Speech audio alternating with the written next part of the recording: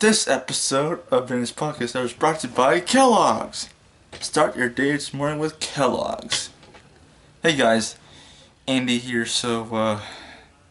Welcome to season 2 of Vinny's Podcast Hour. The show where if we go back to the days of cartoons. Alright, so let's, before I get started, sorry for doing this so late. Since this is going to be a long topic, I might as well divide it up into 6 parts. So, it'll take up half a season. Sorry guys, but this is what I'm going to do. Alright, let's get started. If you guys understand this. Let's get started. So, cartoons were a staple in our lifetime. For those who grew up in the 70s, 80s, and 90s, especially the 90s, because it's like lots of cartoons back in the 90s as well too. So for me, cartoons was like a staple of my childhood.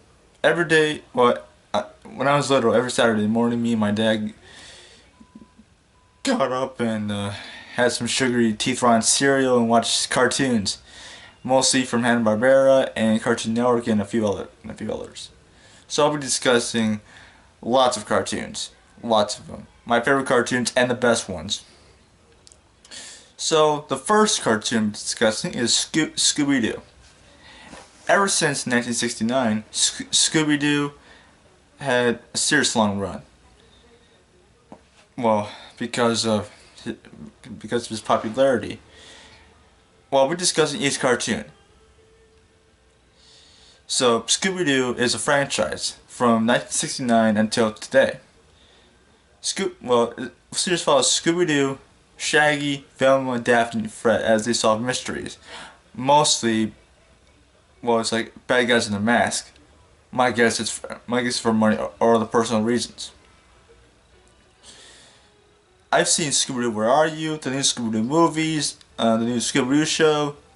Let's see, Scooby-Doo Mystery Inc., Scooby-Doo, and I think Vehicle Scooby-Doo and What's New Scooby-Doo, among others.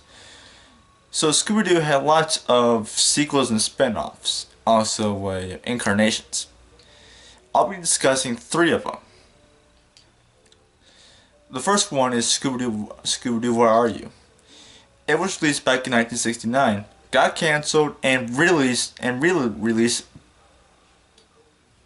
in 1975 and 1976 until it got cancelled. Another one is the new Scooby-Doo movies. Well, they weren't actually movies, but hour-long episodes containing a guest star, mostly Sandy Duncan, the dynamic duo Robin and Batman, Speed Buggy, Josie and the Pussycats, Don Knotts, who else? The Three Stooges. Let's see, that's 6. Let's see, 7. Speed Buggy, and let's see, and the Harlem Globetrotters, just to name a few of them. If I was Scooby and the gang in some random town where they actually meet the guest star. For example, Scooby-Doo and the gang are in an old abandoned house where they meet Batman and Robin along with the Joker and Penguin. Yeah, because Robin and Batman had their own show along with other DC heroes. Also, Scooby and the gang are in Gotham City, and they visit the Batcave. After this was the 1970s, no doubt. And another one is where they meet Josie and the Pussycats on a steamboat in New Orleans. In fact, Speed Buggy and Josie and the Pussycats are like Scooby-Doo ripoffs. Yeah, and Alexander, the manager of Josie and the Pussycats, is voiced by Casey Kasem respectively. Yeah, you see, it's got to be a coward in a group of mystery solvers. And Scooby-Doo was the Mysteries 5, and then Who's So Scared? Because it was a kids show. The network execs had to tone down the scariness factor, and Scooby-Doo is the center point of the series. Now, there's like a crossover between Richie Rich and Scooby-Doo called Richie Rich and Scooby-Doo Show. Well, it's like a package series between Richie Rich and Scooby-Doo. It was released back in 1980, November 7, 1980 to be exact, where Scooby and Scrappy-Doo and Richie Rich cross over. What's the debut of Richie Rich? Plus, in 1979, due to slipping ratings, Scrappy-Doo was introduced. And Tim Curry, the voice of Ben Ravencroft and Scooby-Doo and the Witch's Ghost, hates Scrappy-Doo. Yeah, either you love him or you hate him, you know. By the way, this is episode 13 of my podcast here. So episode 14, part 2, I'll be doing a live episode. So stay tuned for that one. Yeah, I've seen the intro for Rich Rich and Scooby-Doo. It's kind of fun. Plus, they use some of the sound effects in the opening sequence of Richie Rich.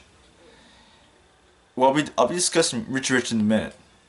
So the characters, voice actors are for Shaggy is voiced by Casey Kasem in the original series. There was Scott Innes and Billy West was Shaggy, and Matthew Lillard. You know, the live action Shaggy from the live action Scooby-Doo movies. I've seen those before, and they're kind of fun. And there was, hang on, I'll reference Wikipedia. Alright, right back. Yeah, I know it's about 11, so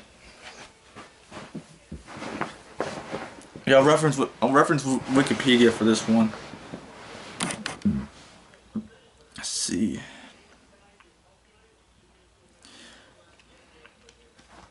Plus, I'll be discussing some of the movies and specials from Scooby-Doo. And for Daphne, yeah, it's Daphne, no doubt. I had a crush on Daphne at some point in my lifetime. Yeah, she was voiced by Stefana Christopherson, Heather North, Kaylee Martin, Mary Kay Bergman, Adrian Wilkinson, Sarah Michelle Gellar, and Grady Lyle. And for Fred Jones, one voice actor, Frank Welker, the voice of Scooby-Doo. And Velma Dinkley, Nicole Jaffe, Pat Stevens, B.J. Ward, Mindy Cohn, and Kate Ducci, or whatever her name is. Yeah, I don't know who she is. See, personalized singles, guest appearances, film and TV. Here we go. She voiced Sadie Miller in Steven Universe, along with Ghost Girl in 7D. And Be Cool Scooby-Doo, Velma Dinkley, Scooby-Doo Shorts, same thing, Velma Dinkley. See, Unikitty, Dr. Fox, Random Acts.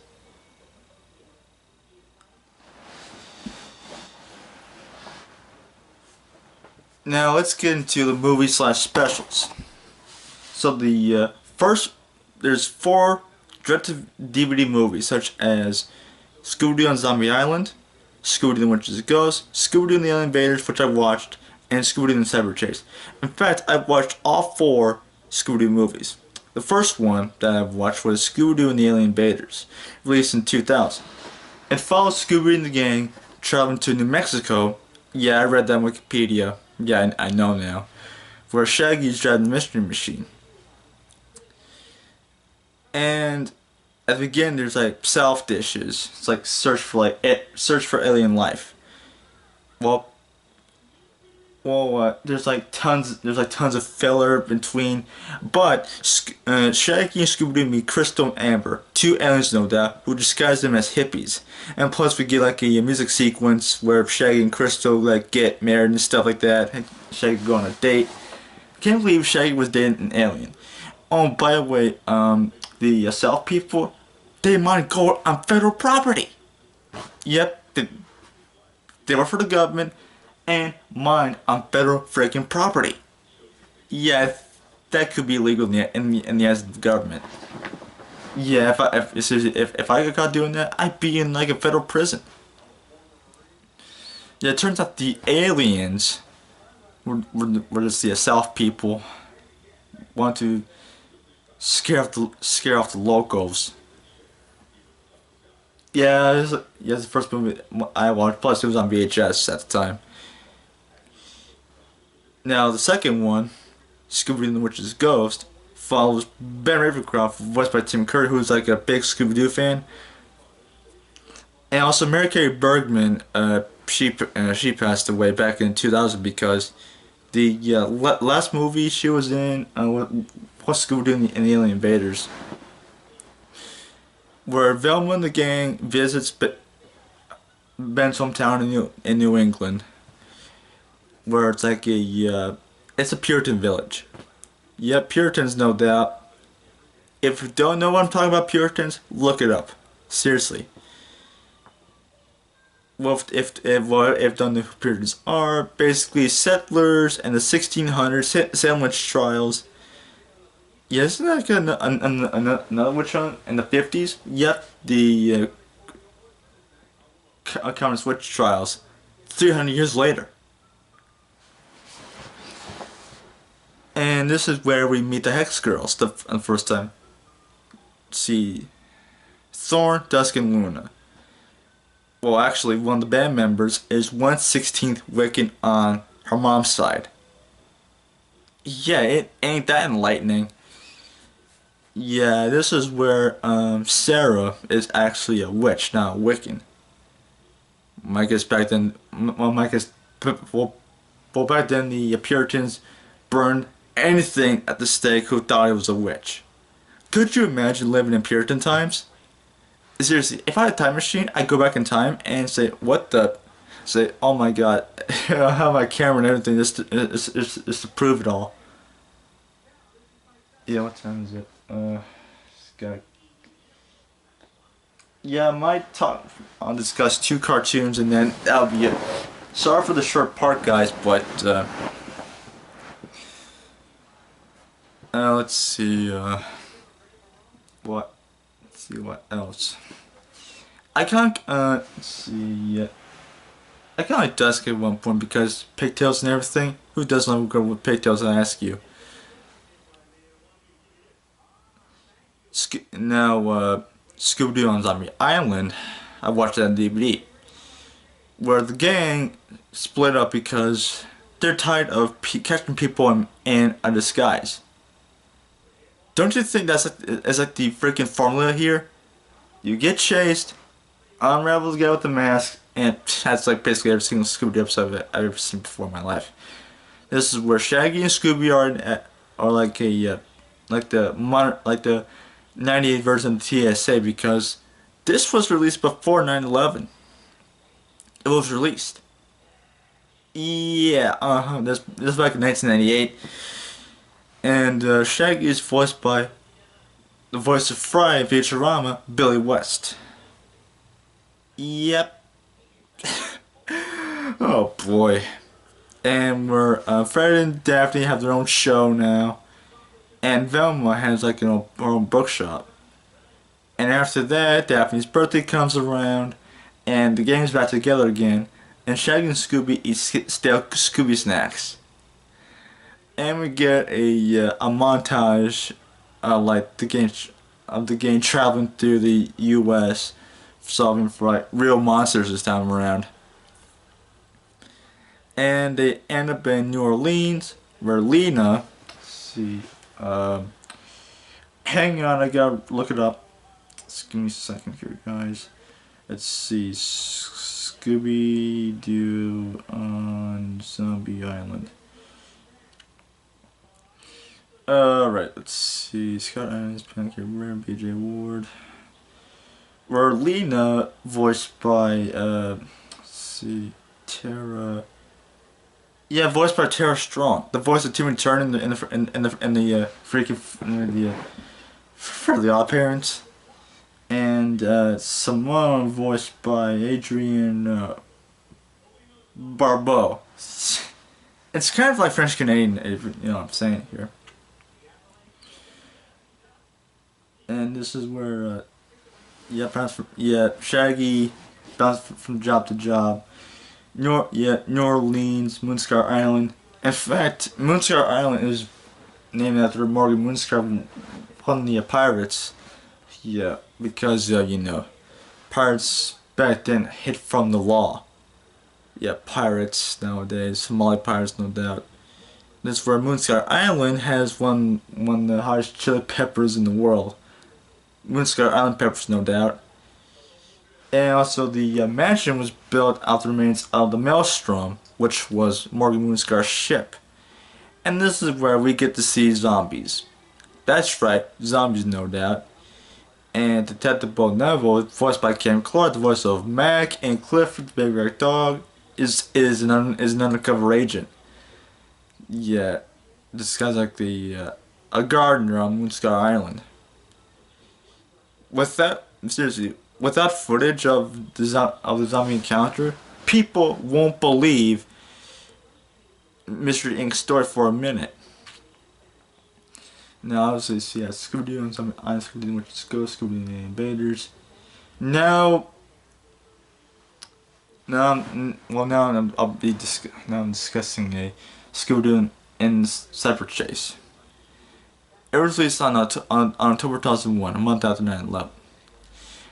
And we follow the gang again at State University and to visit Eric, along with Professor Kaufman and Bill.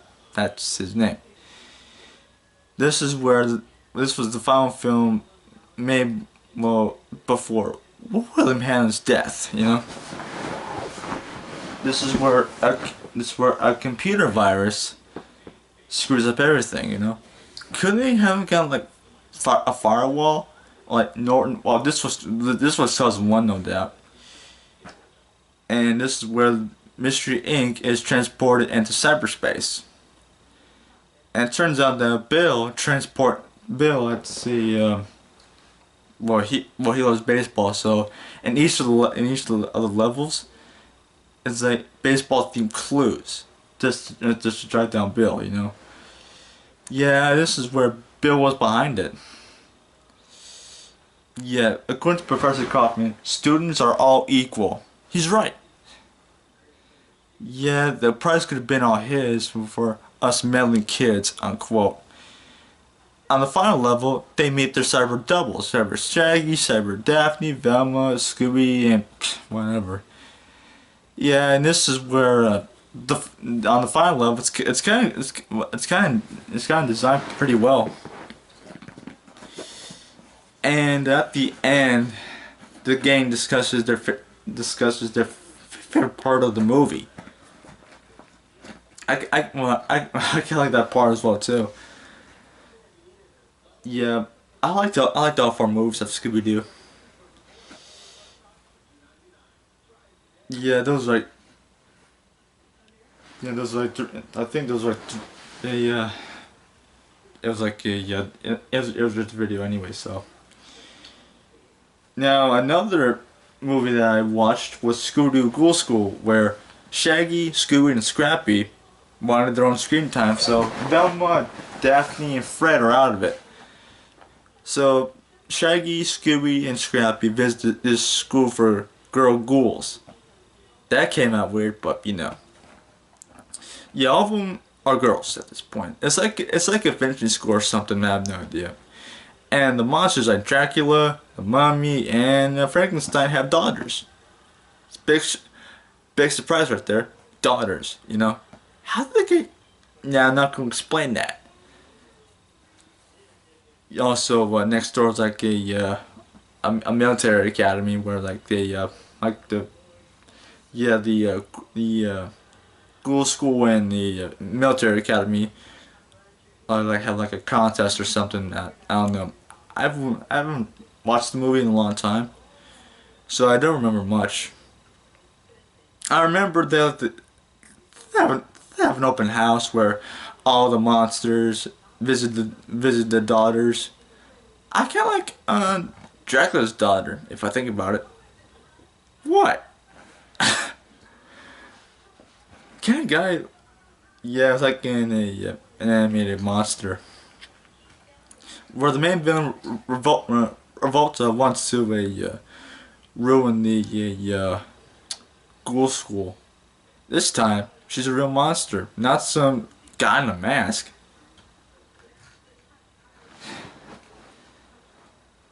Yeah, it was great. It was a great movie too. It was a great movie. Another movie that I watched was Scooby Goes Hollywood, where, I'll put it simply, Scooby-Doo wanted to become a primetime star, not just a Saturday morning cartoon star.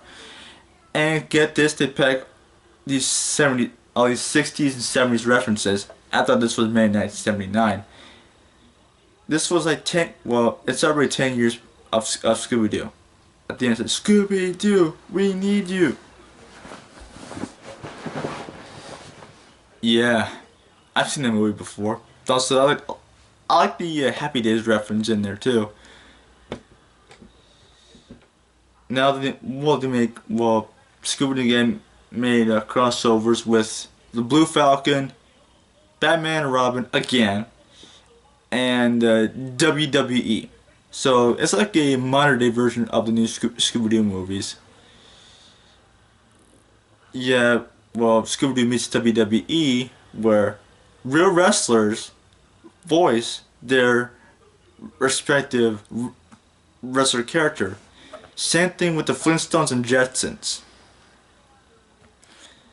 And I've seen Scooby-Doo Moon Monster. I've seen that one before. I won't explain that one because I've already seen it. There's no spoilers here.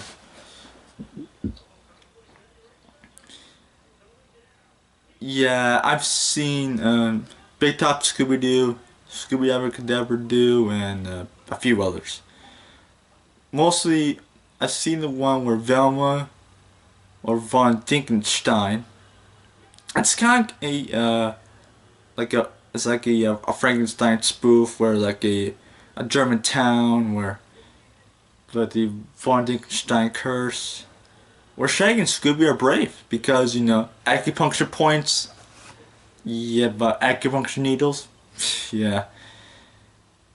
Also, they were past villains at some point. Yeah. I gotta wrap this up in a minute. Sorry guys, but I'll just stay. I gotta wrap this up in a few minutes. So, all right. Now with the what was I talking about? Yeah, and this is where the hunchback guy is actually like an agent for the DOD, Department of Defense. Yeah, thanks a lot. Thanks a lot, DOD. Yeah, Scooby-Doo was a childhood favorite of mine. And besides, they made live action movies, plus lots of merchandise too. Scooby-Doo, yeah. All right, now the second cartoon we'll be talking about, and I should do it for part one. Sorry guys, that I could have done this earlier, but I was too lazy to do it. So Richie Rich debuted in 1980. Same thing with the release of the Richard Scooby-Doo Scrappy-Doo show. Richie Rich was originally a comic strip back in the 40s and 50s. Yeah, hang on guys. I'll be right back. Okay.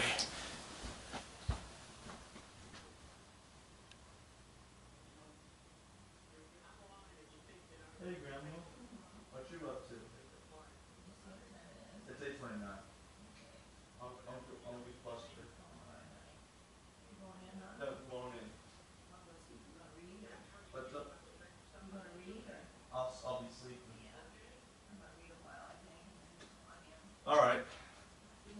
Night, Grandma. Love you. I will. Don't worry. No, where was I? Oh yeah. So, Richie Rich had his own cartoon from the 1980s. Now the characters are Richie Rich, Glory Glad was voiced by Nancy Cartwright, the same voice who voiced Bart Simpson. I kind of like Glory Glad in the cartoon series. What? In the 80s she was hot. What? I had different crushes on Daphne and mostly Glory Glad. Plus, I'll be discussing girls in cartoons as well too. So, yeah. Alright, so... yeah, Richie Rich was a cartoon. It follows the richest boy in the world, Richie Rich. Son of Richard Rich Sr. and Regina Rich. Also, they had a live action movie from Macaulay Culkin, who played Kevin McAllister in Home Alone. Play Richie Rich. Also, when live action movie, there was Ben Stein.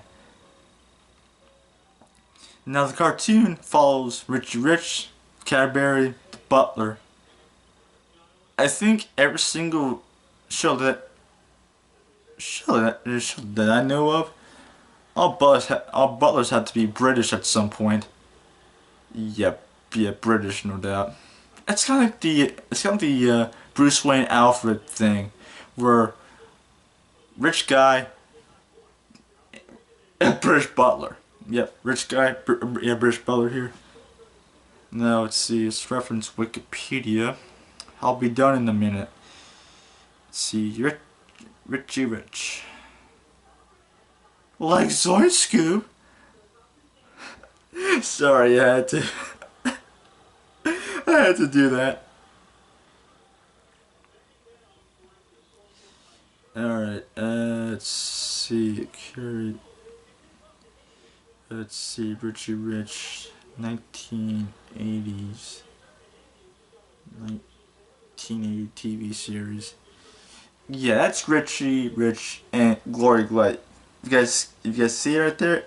Yeah, it kind of gives off a blurry. Yep, with Scooby Doo. Yep, November 8th, 1980. I said November 7th. That was close. So, 1988, the series was rebroadcast as part of the weekday program block, The Fantastic World of Hanna-Barbera.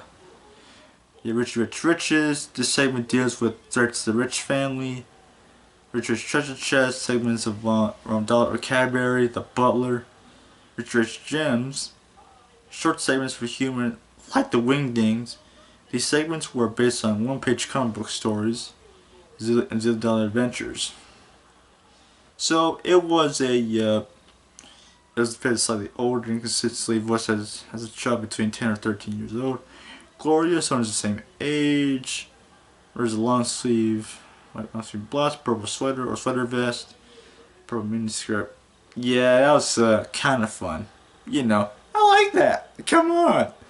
She broadcast history, the Richard Scooby-Doo show, November 8, 1980 until September 18, 1982.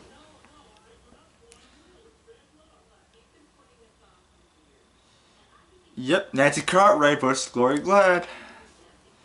Sparky Marcus is Richard Rich. Dick Beals, Richard Van Doe. Bill Cowboys, Professor Kingbean. Also, they had the home release. Seriously, if I can go on Amazon right now, I can order the Rich Rich Scooby-Doo show on Volume 1 because I kind of like Gloria. That's why I watched that just because of Gloria. Seriously, I like that. It was released on 2008, Region 1. Yeah, only 7 episodes in Rich Rich Scooby-Doo crossover.